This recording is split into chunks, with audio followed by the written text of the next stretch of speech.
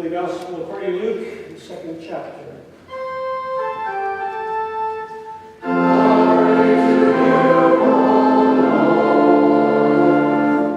Every year his parents went to Jerusalem for the festival of the Passover. And when he was 12 years old, they went up as usual for the festival. When the festival was ended and they started to return, the boy Jesus stayed behind in Jerusalem, but his parents did not know it. Assuming that he was in a group of travelers, they went a day's journey. Then they started to look for him among their relatives and friends. When they did not find him, they returned to Jerusalem to search for him. After 3 days, they found him in the temple, sitting among the teachers, listening to them, asking them questions. And all who heard them were amazed at his understanding and his answers. When his parents saw him, they were astonished. And his mother said to him, "Child, why have you treated us like this? Look, your father and I have been searching for you in great anxiety." He said to them, "Why are you searching for me? Did you not know that I must be in my father's house?" But they did not understand what he said to them. Then he went down with them and came to Nazareth and was obedient to them. His mother treasured all these things in her heart, and Jesus increased in wisdom and in years and in divine and human favor. The Gospel of the Lord.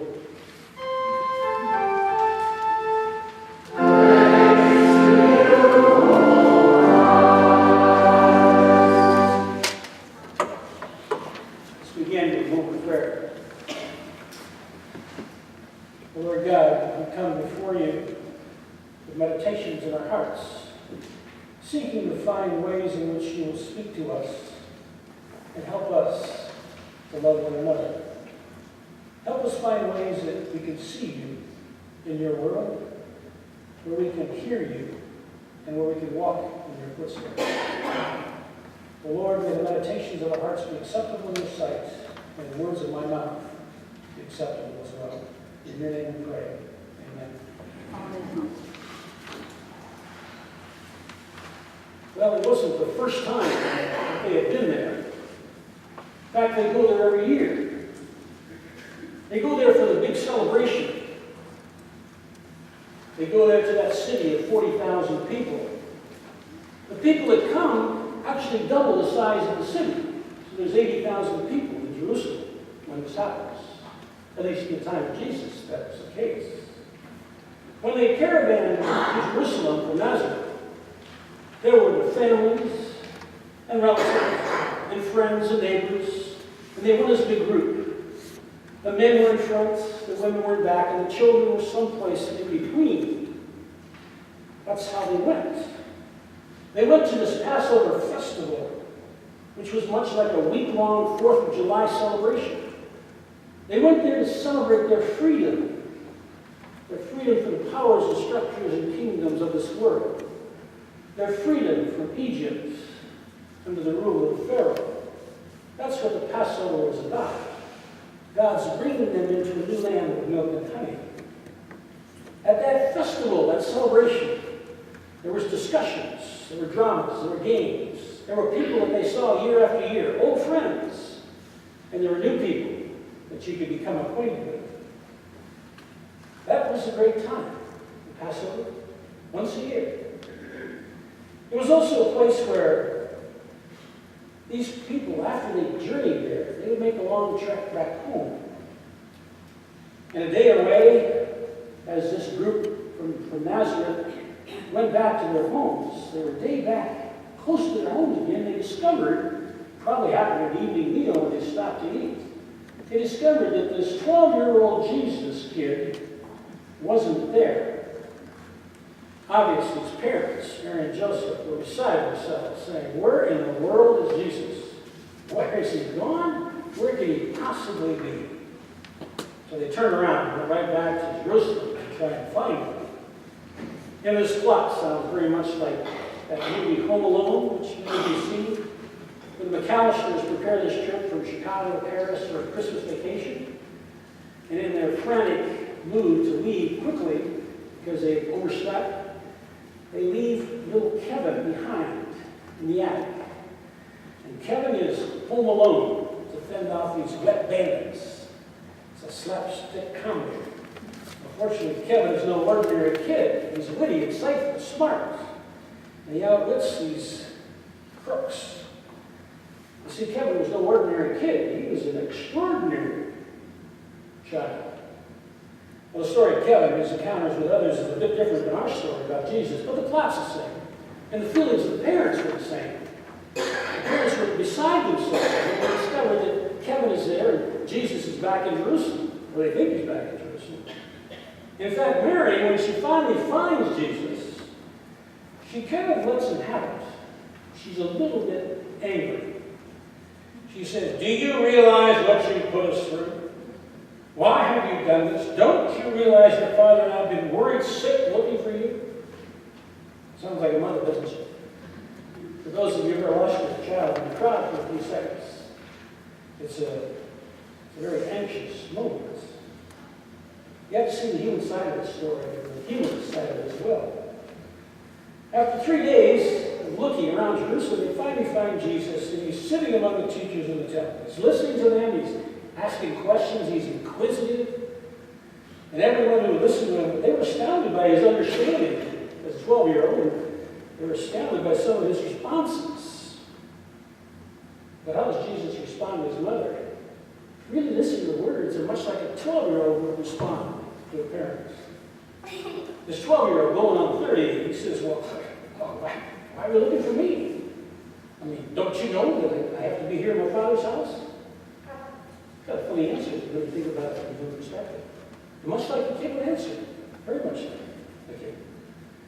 Well, the author of Luke quickly takes us to a level beyond the ordinary and suggests that this child, Jesus, was no ordinary person. In fact, he's extraordinary, as we all know. And the way Luke does this, he starts talking about the symbolism of language. And he uses this word, well, Jesus was there for 3 days. Luke obviously knew that Jonah was in the belly of a whale for 3 days. He also knew that Jesus was in the tomb for 3 days. And later the Christian doctrine of the Trinity in 3 persons would be added to this list of symbolic meaning. With the eye of God being that symbol of the Trinity right in the very center. Well, Luke concludes this brief interlude. You see, it is an interlude because last week, as you recall, Jesus was born. And next week, he's going to be 30 years old. And this week, he's 12. So it's an interlude. The irony is, it's only one interlude. Mark doesn't mention this. John doesn't mention this. Matthew doesn't mention this. But only Luke has this story about this 12-year-old Jesus. A very human story. I really like this story. And I like it because we see Jesus talking to the scribes and Pharisees. And he's discussing things. He's learning things. He's growing. He's not arrived yet. You know, our doctrine of the Trinity, our doctrine of the humanity and divinity of Jesus, we would naturally assume that Jesus had it all together from the time he was born. But Luke doesn't present Jesus that way. Luke presents Jesus as an inquisitive, insightful kid. Somebody growing and learning. I like that image of Jesus. I like it because it's easier for me to identify. I think that all of us grow and learn and change. All of us are inquisitive. We're especially inquisitive about how God works in this world. How God touches us. And it's not like zap, it's happening. It's a long process where you have many visits from God. And the question is always before us. How does God touch our lives? How does God work in this world? I'm convinced that God works in numerous ways. He reaches out to us in different ways because we're different people. It may be as simple as a dream that you have. And the dream may be something like, you're talking with somebody in this dream and somebody says, you know, you really should participate more in the life of this congregation. You really should learn more about the hurts of people in this congregation. You should call on so-and-so. You should take thank you to so-and-so. You should relate and get connected with the people in this church. And you do. That's how God speaks to us in dreams sometimes. Or it might be a vision that you see, an image that's out there. It might be a conversation you have with a neighbor, or a friend, or a relative, a member of this church, that you get some kind of insight as to what you should be doing in terms of taking this whole thing that the Apostle Paul talks about, clothing yourself with kindness, tenderness, gentleness, and reaching out beyond yourself. You know, the Christian tradition, in America especially, has done a great job of communicating to us that really this whole business of Christianity is about being transformed from getting out of our self-centeredness into a more God-centered kind of existence as human beings.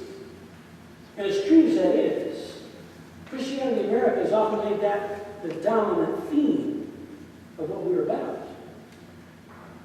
I believe that's part of what Christianity is about.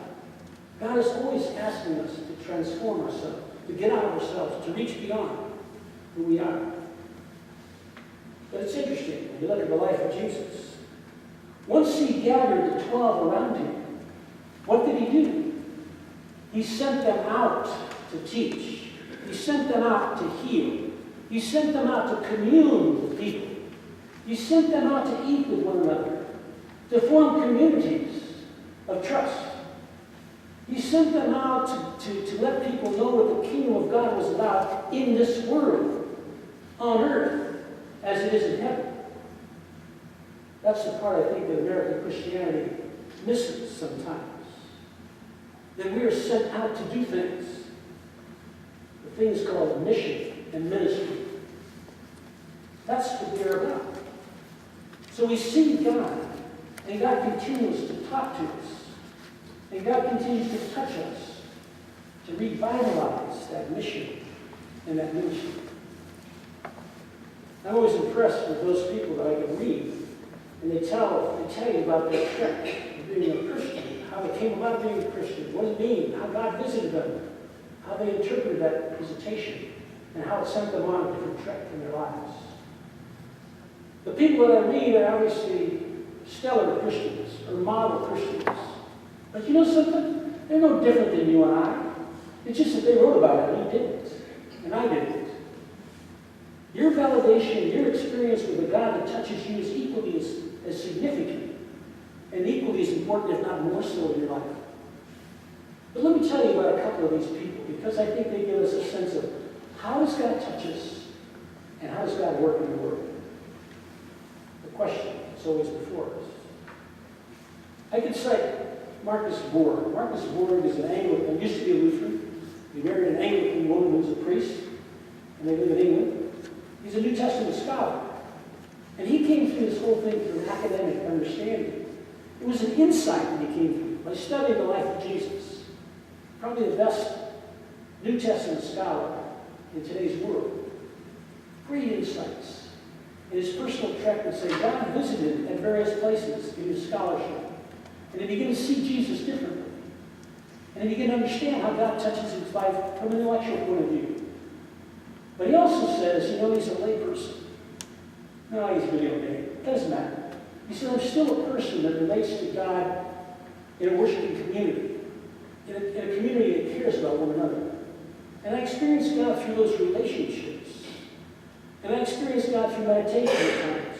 I experience God through solace and silence. I experienced God through reading the Psalms. And he would tell you all this stuff in his books. And he would tell you the vacillations he went through throughout his life. He's in his 70s now. But he was always learning and growing and discovering and being touched by God in various kinds of ways, like you and I. Or I could cite Henry Newman. Henry Newman is a very brilliant man. He's written countless books on meditation, prayer. He was a professor of pastoral psychology at Harvard Divinity School and Yale Divinity School. And he's spoken all over the country. And you know, he came to a crux in a very crisis kind of point in his career. He wrote all these meditations. He wrote all these great books about pastoral care. But it was all in an academic setting. And he's known by these accolades, all these great things he's written. And I think they're brilliant. And I use them many times my sermons or my own kind of meditation. And you know something? He was disconnected. There was a void in his life. He was disconnected from people. And he had a dream. And he had a dream that he was in a room with nobody there. And he got to thinking about that. That's a void. It's got to be filled. God was calling him to fill that void. You talk about pastoral care. To be a pastoral care person, you've got to be in a relationship with somebody. You got to be doing it. So he just left the academic world. He went and joined a community called the Arch. Now, if you don't know anything about the Arch, it's a community that started in France about 50 years ago by a gentleman by the name of Vandermeer. And this gentleman basically said, I'm going to take, he was a single guy, and he says, I'm going to adopt some children. So he adopted some mentally handicapped kids, 2 of them, and they began to live with him. And they were bizarre. I mean, they would throw food at him, they would hit him occasionally. I mean, he had all kinds of problems with him. But he reached out and loved them. And gradually, he created a community of a lot of these kinds of people. And he found a lot of volunteers that would also help him. Well, Henry Newman decided he's going to go and be a part of that community. And when he went there, what he discovered right away was his academic credentials meant nothing. All the books he's written meant nothing. What mattered was being hit by one of these kids, by one of these mentally handicapped people, and by being hugged by one of these children, these adults, these people with mentally handicaps. It was that community that put him in relationship to others, where he could help them and they could help him. That's how God touched him through the lives of these people. It's an interesting story. Very profound sense of how God works in the lives of people. And how God forces people to extend themselves beyond themselves to care for others in pastoral care. Another example I use is, and I think this is the one that's so pronounced. And we don't have to be like this woman. I'm not suggesting that any of us emulate these people. What I'm suggesting is that we all understand how God touches us and how God works through us to get his kingdom into this world as it is in heaven. The woman is Mother Teresa. We all know her. We all know her name. I don't know if any of you read her biography or anything about her, but she's a marvelous individual.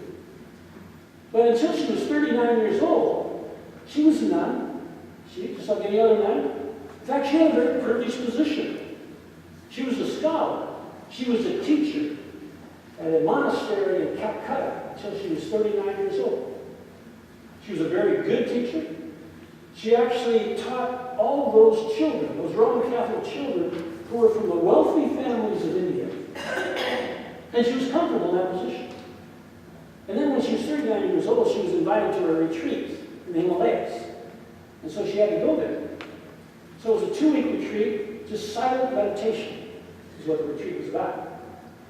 Well, on her way there, being very hot in the summer in India, she decided to take a train. It was late at night, about 10 p.m. So she went to the train depot, and there were crowds and crowds of people. And as you all know, trains are never on time, especially in India. So she had to wait for 4 or 5 hours. In this process of waiting, she began to see the people around her. She would see the young mothers with children. She would see the old men and the old women, the families. And she would see some young children and even older people that had bloated stomachs. And she began to look deeper into their eyes. Many of their eyes were recessed. And she began to see something she'd never seen before, even though it was all around her. She began to see poverty and loneliness and isolation. She began to see people in need, the poorest of the poor. She began to see the face of God in the lives of those people, as she so puts it. It was part of her learning and growing. It was part of God touching her, to call her, to beckon her, to do something she needed to do. And so she committed herself, recommitted herself to serving the poorest of the poor in India, in Calcutta. And you know the rest of the story. She's created these homes throughout the world, not only for the poorest of the poor, but for the dying, for AIDS victims, for all kinds of medical things. And she fought many, especially in India and Calcutta, she fought the structures of the government to get food for the people in their homes. A wonderful, wonderful story of God's working in the world, of God's kingdom being there in gentleness and kindness, in seeing people as sacred human beings, sacred in the eyes of God. God touched her. God sent her out on a mission. What I'm telling you, folks, is the beauty of seeing Jesus as a learning, growing, inquisitive type person makes it easier for us to identify. There's no one flat answer for us. There's no one contact that God will make with us. There are multiple contacts with God being present. We just need to open our eyes and listen, and God will touch us. The reason you're here this morning is because God has touched you in your life. Somewhere along the line, and He will touch you again. It will happen. It might be a conversation, it might be a voice, it might be a reading, it might be an insight, but God will touch you and lead you to touch the lives of others. That's the beauty of this gospel lesson this morning. May God bless you on your trek. May God bless you on your journey.